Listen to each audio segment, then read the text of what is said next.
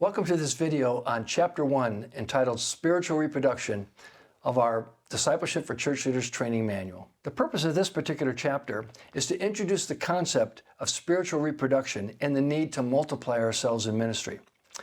Some of the key points in this particular chapter are that the goal of every leader really is to make disciples, and that spiritual reproduction does have priorities, and spiritual reproduction always starts with leaders. So if you're a leader, you need to understand that you are there to reproduce yourself spiritually among those that you are training and those that you lead in your ministries. Some key notes in this chapter. First of all, only disciples can make other disciples. So you first need to be a disciple before you can disciple somebody else.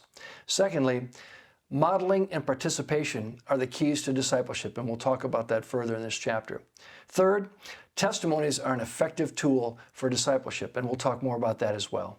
Like our other training manuals, each chapter begins with a scripture and then an introduction. Now you can either read the introduction right out of the manual, or you can paraphrase it. In this particular case, we're talking about spiritual reproduction and that it is about making disciples. The next thing we do is we usually ask an opening question to get the participants talking and thinking about this idea of spiritual reproduction. Then the teaching begins, and first of all, we talk about the goal of every believer being to make disciples.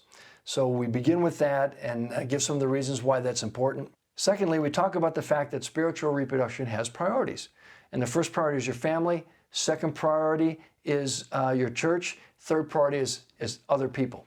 Then we go on to talk about spiritual reproduction, and that starts with church leaders, and that the primary focus of every church leader should be to make disciples. In other words, you're not just there to teach them something, you're there to grow them spiritually as well. Next, we talk about the 8 keys for effective discipleship, and they're in your manual, but we talk about things like desire, to have a plan, to teach, to model, to mentor, to encourage participation, to solicit testimonies, and to use small groups as a tool. And finally, this chapter ends with a section talking about spiritual reproduction being very rewarding. In other words, there's such a great joy in seeing other people grow in their faith as they are being discipled. The last thing is the exercise. We have an exercise here on spiritual reproduction, and there are just some questions that the students can answer regarding their efforts in the area of discipleship within the context of their family and their ministries. Thank you for watching this video on Chapter 1 entitled Spiritual Reproduction of our Discipleship for Church Leaders Training Manual. Thank you.